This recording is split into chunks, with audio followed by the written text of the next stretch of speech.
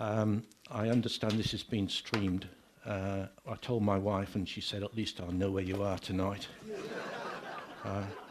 So that was a good start anyway.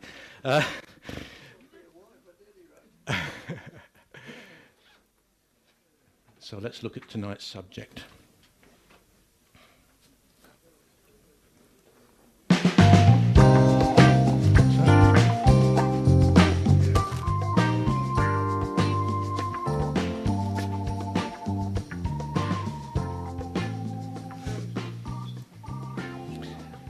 Perhaps that should say virtual private networks and protecting your online privacy, because covering far more than that particular subject.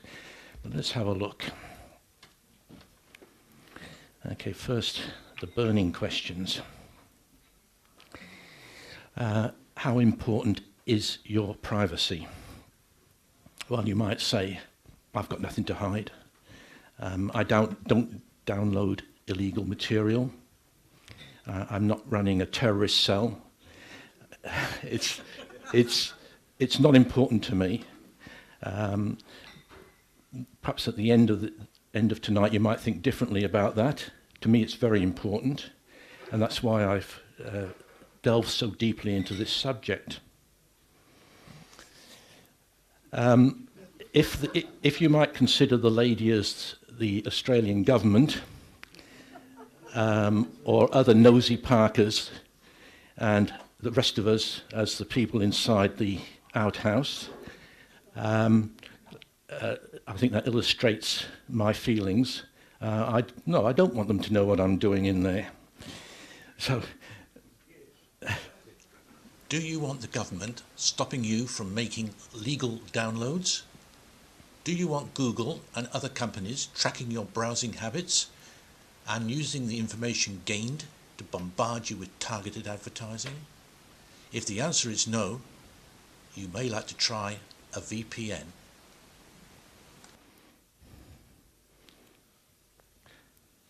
I will come to the VPN in a moment, but first of all, a topic which is very much in the news at the moment, and that's metadata, and what it is.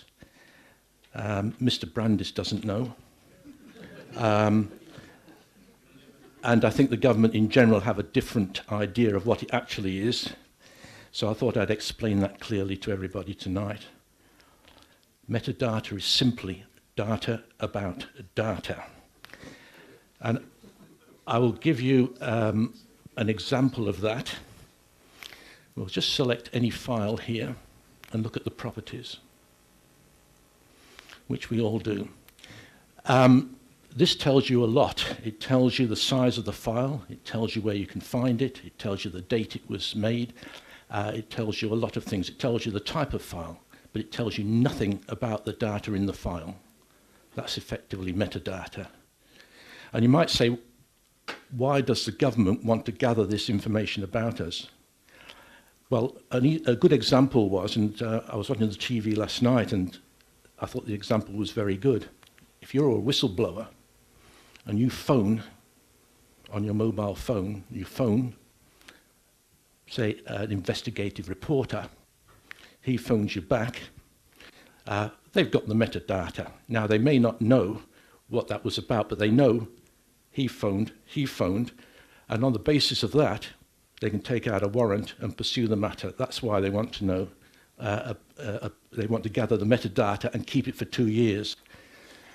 Personally, I'd rather they didn't do that. But I've revised this presentation since I did it last month because I happened to read about Malcolm Turnbull. And now he's in the government as trying to impose this all on us, but uses this app to hide his own information, which I find a little cynical. But I literally downloaded this today and tried it.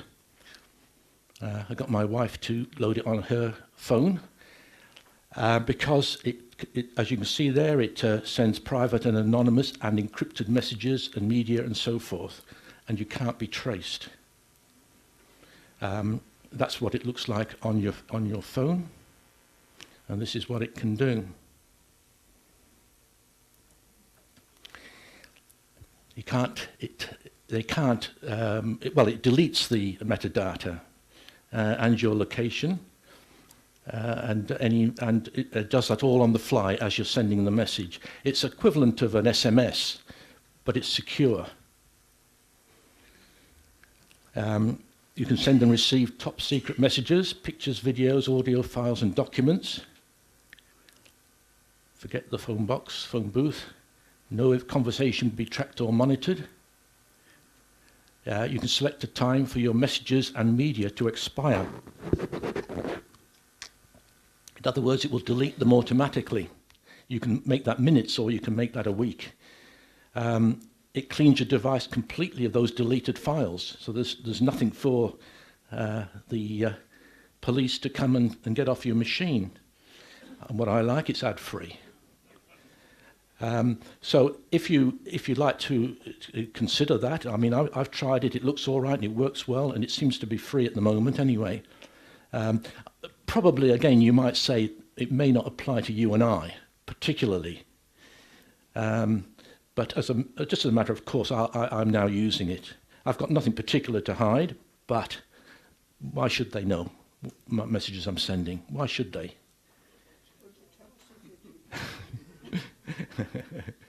I might have something to hide. So, what is a VPN? What is a VPN? Well, this simple graphic explains it very, very very easily. At one end, there is you and I. At the other end, there is the VPN provider. The information passes through an encrypted tunnel, backwards and forwards, through the internet.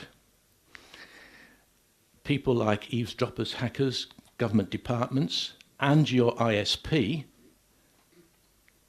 cannot see that data, or they can see the data, but they don't know what it means. It's encrypted and scrambled. The VPN provider connects to the greater internet, gets the information that you've asked, and passes it back through the tunnel.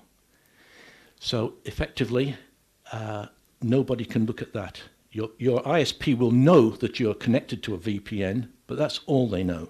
They don't know what is passing through the encrypted tunnel. That's a VPN, a virtual private network. Most major companies use it as a matter of course. So what can it do for me? Well, it can circumvent the measures that the Australian government plan to take under pressure from film companies and other organisations to block peer-to-peer, and that goes for torrents as well. Even though peer-to-peer files, many peer-to-peer files are not copyright, there is no reason why you can't download them. But those will be blocked if they block peer-to-peer. I wanted a Linux distro, and one of the options they gave me to download was peer-to-peer. There's nothing wrong with that, but if you block peer-to-peer, you won't be able to use that option. VPN can secure your data on public Wi-Fi and cafes, which is a good idea to do. That's a very insecure way of sending your data. All the data is encrypted to prevent snooping. It also enables you to bypass geo-blocking. This is when you get that message, you can't use this service in your area, or you can't use this service outside the United States or Canada, or worse, that effect. VPN can bypass that, as you will see later. You can also use it on your smartphone. I have one on my phone. What I noticed is that because your country of origin is determined by your IP address, if you log on to certain sites, it will give you the Australian version. It'll give you the Australian version of their international site. Well, I may not want to see that. I may want to see the American version or another country's version to see what they're saying. And that's what a VPN can do for you. your computer IP address is hidden. A good example of this is I had to buy some airline tickets from Jetstar.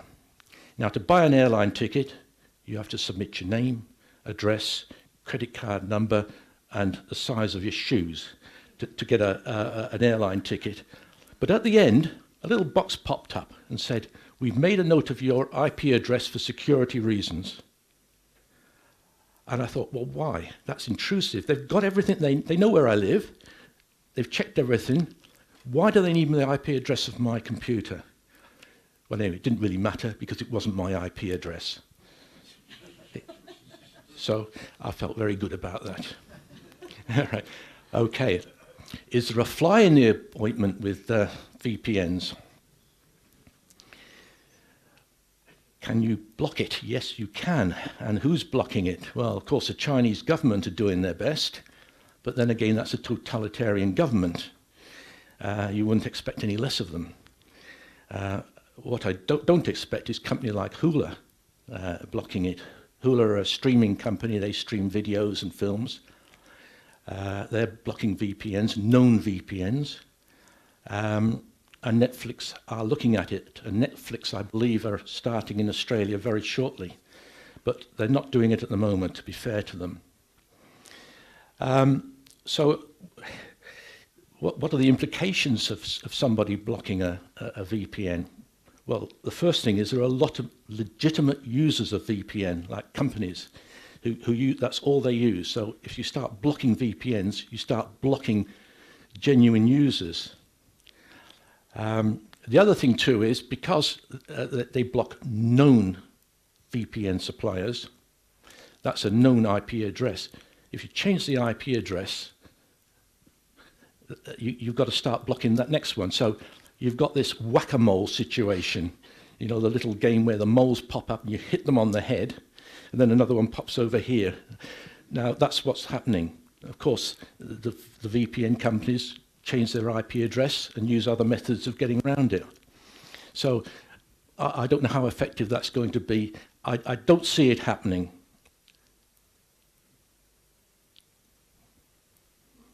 Is there a downside to using a VPN? Well, not exactly a downside, but things you've got to look out for. And the first one is that anything that relies on your IP address, and therefore the fact that you're in Australia, and then suddenly it pops up in Guatemala or wherever you've used the exit server, that can confuse things like your outgoing mail. If you've ever been overseas or in another state and you download your mail and then you find you can't actually send it the other way, that's what happens in a VPN. Mainly because your ISP can't detect that you're on their network. So how do we get around that? Well, Dave touched on this earlier. The first thing is webmail. Most POP and IMAP accounts have a webmail equivalent. Problem solved. You can use webmail anywhere in the world. Or you can use a free SMTP account. That's Simple Mail Transfer Protocol. And Gmail have one. And you can change your server settings, and I'll show you that in a second. But those free ones are called a portable SMTP, and they should work on any network around the world. Also, you can try changing your outgoing port on your current ISP. I did that. I found it worked from some countries and not with others. It was just trial and error. Okay, this is my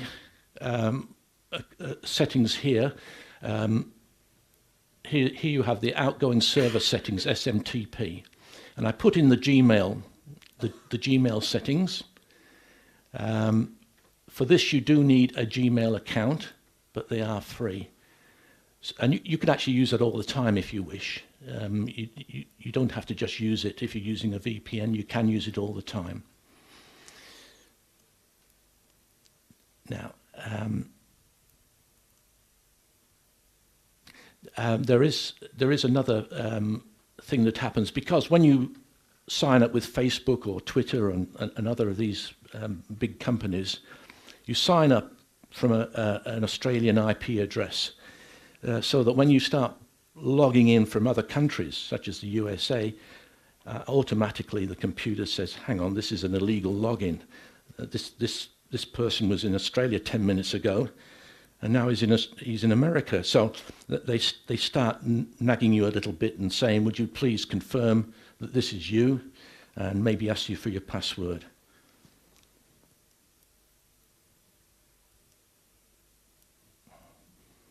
All right, how much does a VPN cost?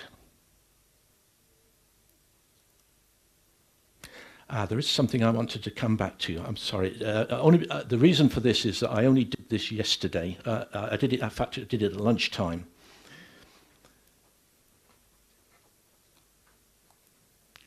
Okay. And that's why I sort of hesitated a bit when I came to the Gmail account, because I couldn't quite remember why it rang a bell. And the reason is that I looked at the Google privacy policy. Now, I don't normally do this, and when you look at this, you'll come out in a cold sweat. There's a lot to it, but I just started reading and highlighting a few bits, and this is something you've got to read through and be aware of, about what they collect, why they collect it, and how they use it against you. We collect information to provide better services to all our users. Questionable. From figuring out basic stuff like which language you speak to more complex things like ads you like or find most useful, the people who matter to you most online, or which YouTube you would like. So they track you all the time. If you're watching YouTubes, they're tracking you. You know, if you're on Facebook, they're tracking you. Okay, we collect information in two ways. Information you give us. Yes, okay, well, if you sign in for something, yes, that's freely given. Information we get from your use of our services. We collect information about the services that you use and how you use them. I don't like the word like, perhaps I should, for example, when you watch a video on YouTube, visit a website that uses our advertising services. I would suggest that's every website. Or you view and interact with our ads. And it goes on and on and on. They log information about your machine, hardware, model, operating system, version, unique service identifiers, and mobile network information, including phone number. Google may associate your device identifiers, whatever that is, or phone number with your Google account. It goes on and on and on like that. And when it's very pervasive, and it makes you question whether you'd like to have a Google account. Okay, back to the VPN and how much do they cost? Well, there are free ones, and that's obviously the price is right there. But as there's really nothing free in this world, there are limitations. They might restrict the bandwidth, they might restrict the number of exit servers around the world, but you can use it. You can get free ones, but an average price nowadays is $5 to $10. I'm paying 10. I believe that's already gone down to 5 a month. In some cases, most cases now, that will give you unlimited data on a number of machines and your mobile as well. CyberGhost is one free option, but there are plenty of others. Do a search, have a look around, do some research on them, check their policy on data retention and their general record of performance.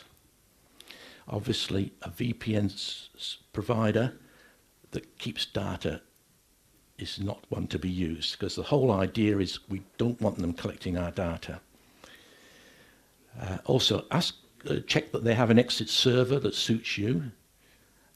For instance, if you're Polish speaking, you might want to get to the Polish servers, or if you want to watch the BBC, you need an exit server in the UK, obviously.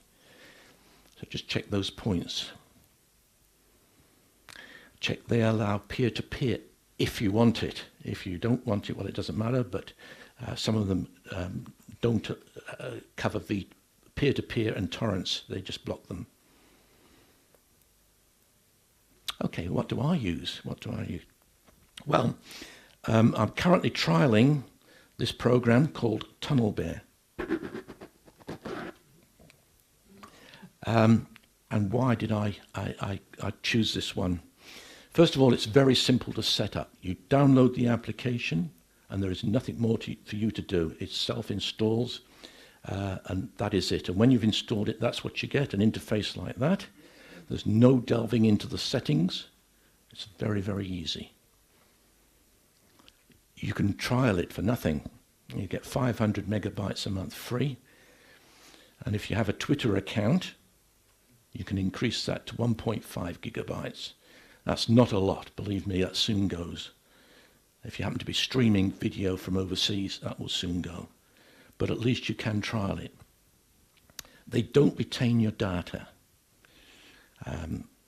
In their terms, they state clearly that if the spooks come calling and say we'd like data on you, they simply say we don't keep data and we don't know who that person is anyway. So their hands are clean. They have many exit servers. That applies to all VPN providers now. But, and I don't know this applies to them all, but certainly for TunnelBear, it blocks trackers and advertising. You'll see here analytics and advertising with a figure. And at the time I took this screenshot, it had blocked 70 pieces of analytics tracking and 158 bits of advertising. That can run into 1,000 very quickly. This is not reaching you and causing you a problem. If you've been doing a search for something, you might be doing a search for books or a caravan, whatever, and suddenly you see all these adverts popping up all over the place for the product that you were searching for last week. That's analytics. Google are tracking you, and other providers as well. They're tracking your movements, they're tracking what you search for, and they're targeting you with the advertising. So I do like that about TunnelBear. So what did I overlook when I paid my money over to TunnelBear? They block peer-to-peer, which I do use on occasions, strictly legal. But I do use it, and that's a bit of a disappointment. So I probably will change when my subscription is up. So let's see it in action.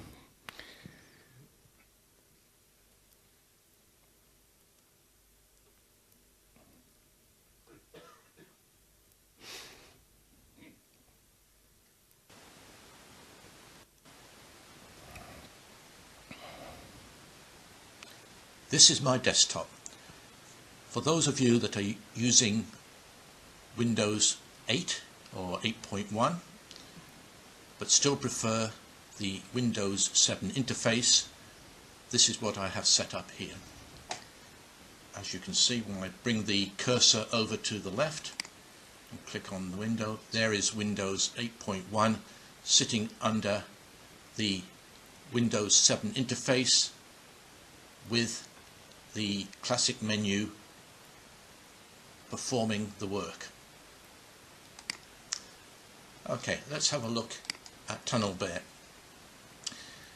TunnelBear is easy to install. There are no adjustments for you to make. You simply install this interface and you get this nice little almost old radio look about it, with an on and off button, a drop down menu which shows the various servers around the world which you can click onto. As you can see, at the moment it says that I am connected to the United States. Okay, how do I know that?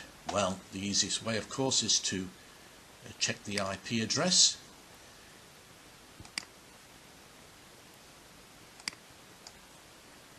And here you will see that it has my IP address at the top here, and it says that I'm in New York. You'll also see that TunnelBear blocks certain advertising. You can unblock that if you wish, if you want to look at the advertising. Personally, I get enough advertising and take every opportunity to restrict it as much as possible. Just minimize that. Let's just say I'd like to log on to the BBC. I would need a server in the United Kingdom. So I'm going to select United Kingdom from the drop-down menu. And when we are connected again, you can see here that Tunnel Bear is warning me not to do anything until it's fully connected. I will check the IP address again and confirm that I'm connected to the UK. This can take a second or two, and there we are, connection secure. So we'll open up the browser again, and what's my IP? We'll reload that and see what we come up with now. Here we are, my IP address has changed. The world thinks I am in the UK, in Gosport, which I think is in Cheshire. And I could now, for instance, as a test, It's not in Cheshire, of course. go to the BBC. It's a long time since I've been there. It's in Hampshire. Something which you can't do. And here we have the iPlayer. I'll just bring that up to full size. And so what we'll look at is the history, local, travel, arts, music, science. I talk to myself a I'm not lot. looking for any of that. I'm looking for the news.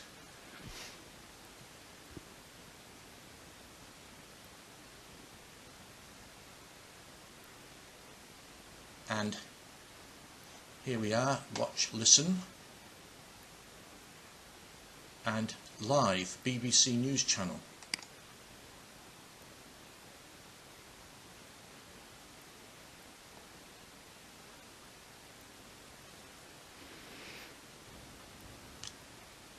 Okay, here we have the play button.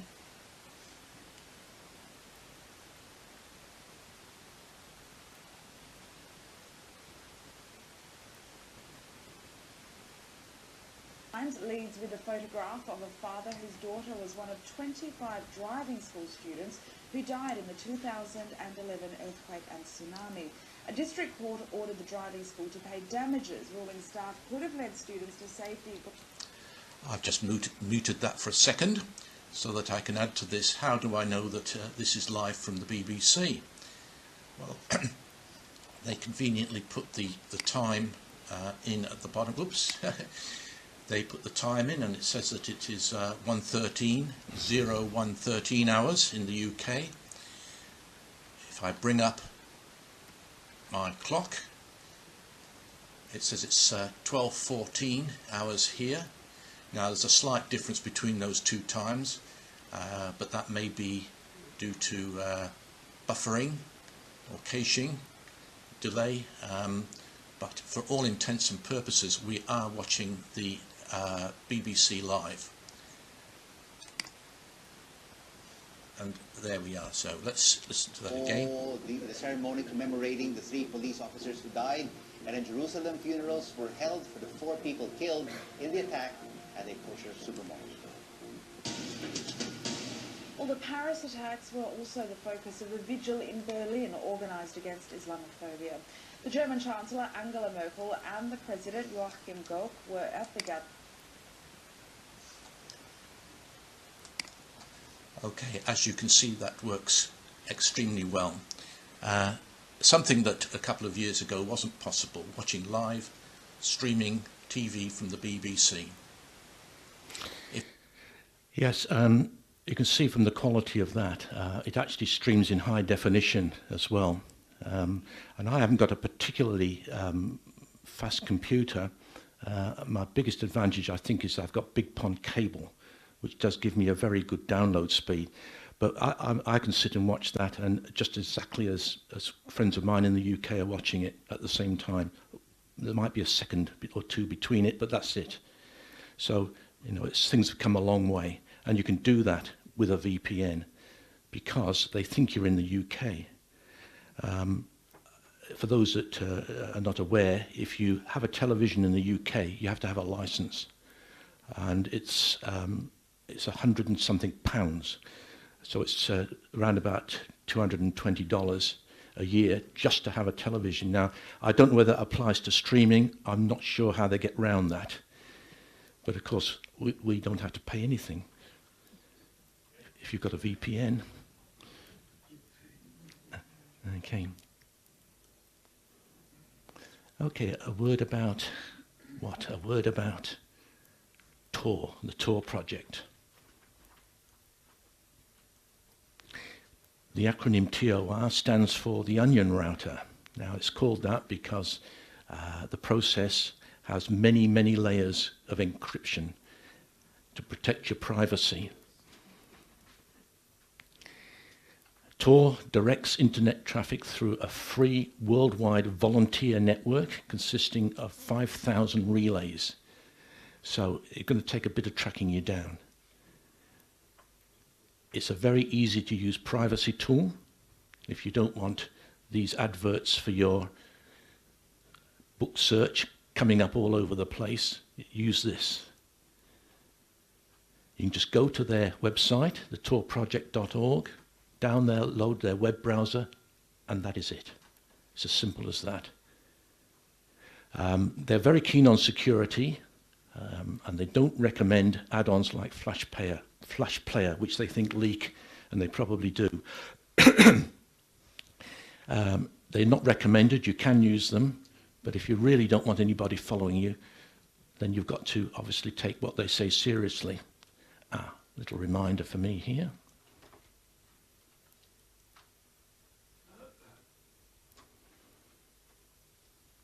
See it in action. Let's have a look at the Tor browser.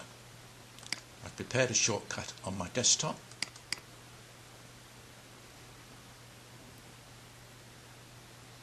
And it connects me to the Tor network. Opens up the browser. I'll press the Windows key and the up arrow to bring it up to full window, and there we are. We are ready to browse securely. This browser is based on Firefox. It's a minimal version, but it does work quite well. Tor are very strong on privacy, and I'll show you what I mean by that.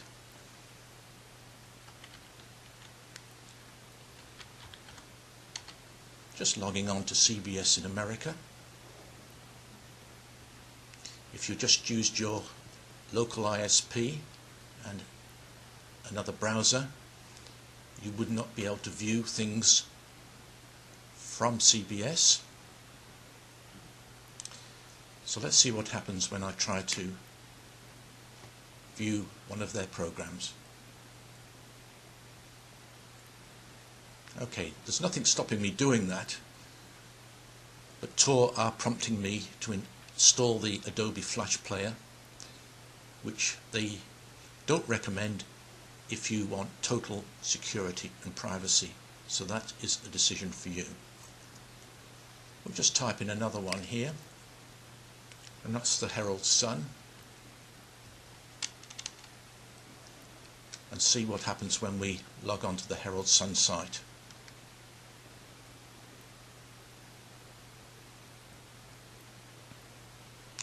Despite the fact that Tor browser goes through thousands of links, it doesn't seem to slow it down too much.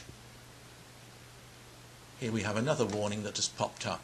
This website attempted to extract HTML5 canvas image data, which may be used to uniquely identify your computer.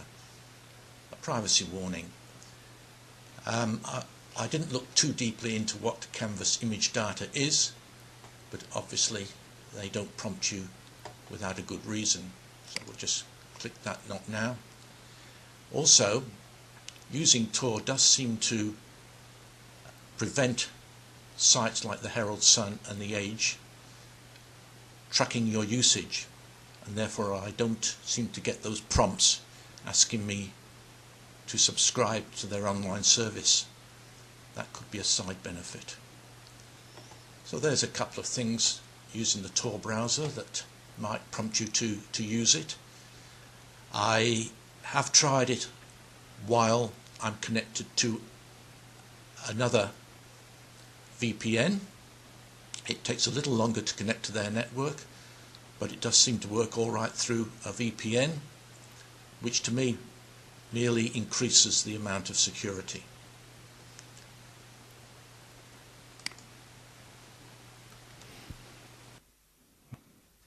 Okay, well that's the presentation, but there's a couple of things I'd like to just add to that.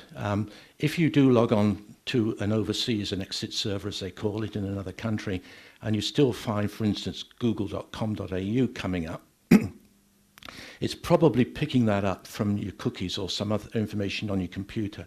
So just go into your browser and clear your cookies and browsing information, and then you'll find you'll be able to log on to the Google in France or whatever, and use and get a different view of the world. And it's very interesting when you do it. All right, so if I can help with any questions, I'll try my best.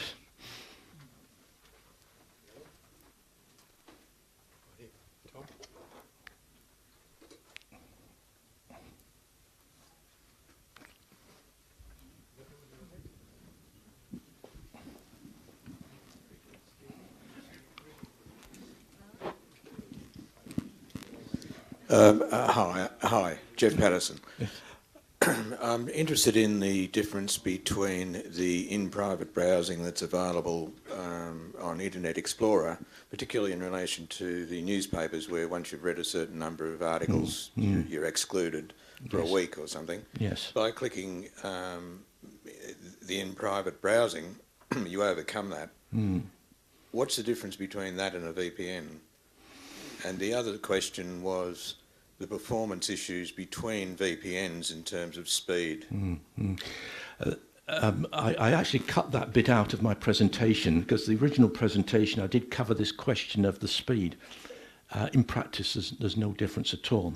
If you think about it like this, if you wanted to visit a US site and you're currently with Big Pond in Australia, you go to the server in Australia, then you go to the server in America. But if you go on the VPN, you go straight to the server in America. So, in effect, it might even be quicker. The only thing I've found is a little bit slower is email over the VPN. But we're only talking a second or two. It's nothing. In practice, I found no difference at all. As on the other point, I'm not sure I know the entire answer. I do know that sometimes the newspapers track you through cookies. Every time you log on, they've got a cookie and it just counts up the number of times you've been to the site. What I've found is that if I use a VPN from America or wherever, Canada, they don't seem to recognize that as the same person. And therefore I still get more than my 5 views. Things like private browsing within the browser, I believe that's just on your machine, your local machine only. It only protects you from people that get access to your machine, not to other people like your ISP or anything like that. I believe that is the difference, whereas the VPN is private to everybody. Nobody can get to it. I hope that's the right answer there. Just to add to that, Age limits you to 30 views per month, and it uses cookies to do that. So there's about half a dozen cookies it builds. In my case, I just clear those cookies and don't allow the Age to put cookies on my machine, and I can look at hundreds a month. There's a way of getting around it. Yes. Now, the Tor project, Yes. it's free, I presume? Absolutely. How do they fund themselves if they got no ads on the... I'm afraid I don't know the answer to that. I don't know how they fund it. It just say volunteer. I think there are a few noble-minded people around. They don't like governments probing into their business. And I suppose once, as I said, it's a volunteer network of some, I think they said 5,000 computers. Well, volunteer means to me they're doing it for nothing. And the browser is just a cut-down version of Firefox. Yeah.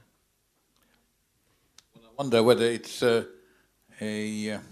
front from the CIA or something like that. Well, you never know nowadays. The NSA in America have even been accused of tampering with the firmware in hard drives and getting information off computers that way, stealing the coding from the manufacturers and inserting their own firmware into the drives. Look, it's very difficult to hide your footprint, your electronic footprint. So everything you click, everything you do, somebody's watching. All you can do is do your best to minimize that. If it bothers you, some people it doesn't bother at all. And I've got a friend of mine, he doesn't care a hoot. Whereas I think it's just a matter of principle that I do care who's following me around. Well, what I care about is that they bombard you with advertisements. Mm-hmm. In other words, they know you have habit and they Exactly. do that. Rather than the CIA, I couldn't care less if the CIA knows what I'm doing.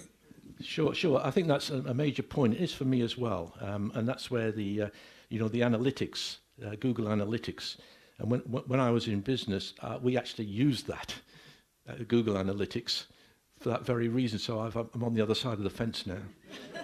Yeah.